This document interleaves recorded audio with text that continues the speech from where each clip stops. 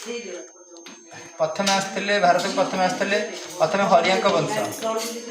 हरियांक वंश तापर हूँ नागवंश देन हूँ नंदवंश नंद डायनेस्टी तापर मौर्य वंश मौर्य पर हूँ शुंग वंश शुंग पर हूँ ये आसते कौ मैंने आते पार्थियान पार्थियान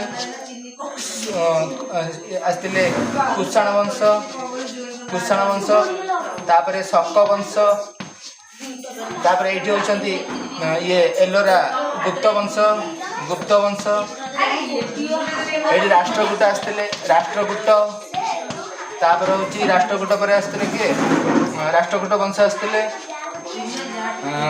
राष्ट्रकूट पर आसते किए आउथिले तापर वर्धन वंश पर आसते भारत को अधिकार करते मुस्लिम मोहम्मद कासिम ए लेख सब मोहम्मद कासिम पचर बस लेख मोहम्मद कासिम पर आसते ये मोहम्मद गजनी मैंने मुसलमान एमाने फरेनर आसते मोहम्मद गजनी ये हूँ मुसलमान आसते तापर आसते मोहम्मद घोरी आसते ये अफगानिस्तान घोर राज्य आसते मोहम्मद घोरी 1191 तापर आसते मोहम्मद घोरी पर सुल्तान आसते सुल्तान पर हूँ किए सुल्तान आसते सुल्तान पर हूँ सुल्तान थे 5 भाग पुणी सुल्तान किए थे सुल्तान हूँ ये सुल्तान वंश प्रथम हूँ दास वंश मोहम्मद बिन कुतुबुद्दीन ऐबक दास वंश पर हूँ खिलजी वंश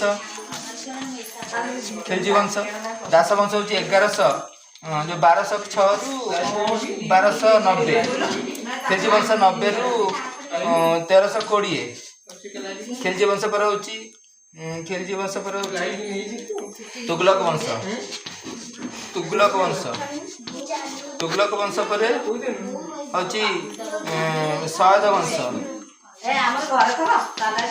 सयद वंश पर हूँ लोधी वंश मोहम्मद बिन जो सिकंदर लोधी बाहलाल लोधी इब्राहिम लोधी एम आसते आप हूँ मुगल आसते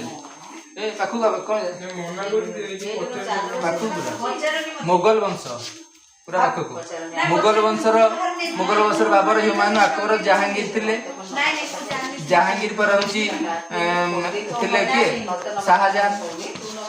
शाहजहां पर थे किए शाहजहां पर हूँ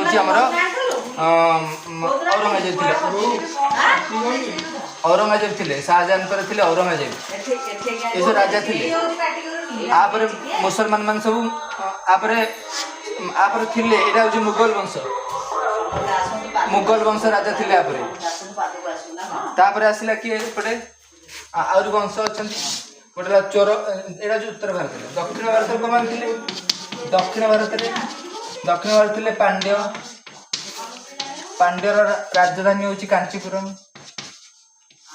पांड्य पर हूँ चोलर हूँ राजराज चोल राजराज 1 चोल पर हूँ चेर वंश तापर संगम वंश थिला संगम तापर तुल्लभ तापर तुल्लुभ वंश संगम वंश तुल्लभ वंश आ गोटे हूँ गराबटी एमती अच्छी संगम वंश ये संगम तुल्लभ हाँ तापर हूँ तुल्लभ वंश किए थे कृष्णदेव राय थे तुल्लभ वंश आ गोटे गराबिडू ना आराबिडू ना कौ वंश थे आराबिडू वंश था आ बाहामनी राज्य करते बाहामनी आराबिडू बाहामनी राज्य बाबू किए करते ये दी भाई करते बाहामनी राज्य तापर आसला ओडिशा ये सब गला भारत वंश आउ कौन थी राष्ट्रकूट वंश राष्ट्रकूट हूँ दंतीदुर्ग राष्ट्रकूट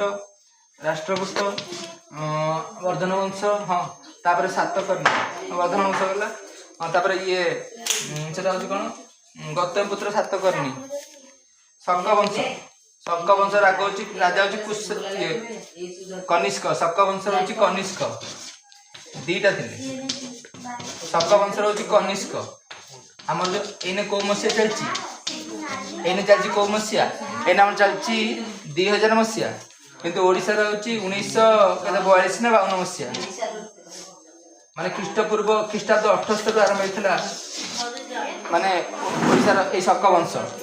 ଆଉ ଗୋଟେ ବିକ୍ରମାବ୍ଦ ଅଛି ସେଟା ଖ୍ରୀଷ୍ଟାବ୍ଦ 58 ଆରମ୍ଭ ହେଇଥିଲା ବିକ୍ରମାବ୍ଦ। ଦୂର ପାଖ ପୁରା ଦୂର କାହିଁ ଯାଉଛି ପାଖ ପୁରା। ଓଡ଼ିଶାର ହେଉଛି ଭୌମକର ବଂଶ। ଓଡ଼ିଶାର ଚେଦି ବଂଶ। ଚେଦି ହେଉଛି ଖାରବେଳ। ଭୌମକର ବଂଶ ଭୌମକର ପରେ ସୋମ ବଂଶ ଚକଡ଼ି ଆଣ ଏ ଚକଡ଼ି ହଉନି ସୋମବଂଶ ପରେ ହେଉଛି ଗଙ୍ଗବଂଶ। ସୋମବଂଶ ପରେ ହେଉଛି ଗଙ୍ଗବଂଶ। ସୋମବଂଶ ପରେ ହେଉଛି ଗଙ୍ଗବଂଶ। ଚେଦି ବଂଶର ହେଉଛି ଖାରବେଳ। ଭୌମକର ବଂଶର ସବୁ ସ୍ତ୍ରୀ ଲୋକ ରାଜା ଶାସନ କରୁଥିଲେ। ଭୌମକର ବଂଶର ସ୍ତ୍ରୀ ଲୋକ ଶାସନ କରୁଥିଲେ। ସୋମବଂଶ ହେଉଛି ଯଜାତି କେଶରୀ ଲିଙ୍ଗରାଜ ମନ୍ଦିର ତିଆରି କରିଥିଲେ। ଲିଙ୍ଗରାଜ ମନ୍ଦିର ଯଜାତି କେଶରୀ। ଆଉ ଗଙ୍ଗବଂଶ ହେଉଛି ଆମର ଆମର ଯେଉଁ ଜଗନ୍ନାଥ ମନ୍ଦିର ତିଆରି କରିଥିଲେ ଚୋଡ଼ଗଙ୍ଗ ଦେବ। ତାପରେ ଲାଙ୍ଗୁଳା ନରସିଂହ ଦେବ କରିଥିଲେ କୋଣାର୍କ ମନ୍ଦିର କରିଥିଲେ। କୋଣାର୍କ ମନ୍ଦିର ହେଉଛି ସପ୍ତାଶ୍ଚର୍ଯ୍ୟ। କୋଣାର୍କ ମନ୍ଦିର ହେଉଛି କ'ଣ ସପ୍ତାଶ୍ଚର୍ଯ୍ୟ। ତାପରେ କୋଣାର୍କ ମନ୍ଦିରରେ ପଡ଼ିବ ଲଙ୍ଗ କୋଶ୍ଚିନ୍ ପଡ଼ିବ OSରେ ମାନେ ଓଡ଼ିଶାର କେଉଁ ମନ୍ଦିର? ଓଡ଼ିଶାର ହେଉଛି କଳିଙ୍ଗ ଷ୍ଟାଇଲ।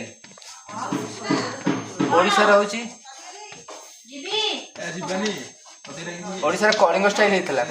କଳିଙ୍ଗ ଷ୍ଟାଇଲ ଓଡ଼ିଶାରେ ହେଇଥିଲା। କଳିଙ୍ଗ ଷ୍ଟାଇଲ କୋଣାର୍କ ମନ୍ଦିର ତିନି ପ୍ରକାର ଷ୍ଟାଇଲ। ଗୋଟେ ହେଉଛି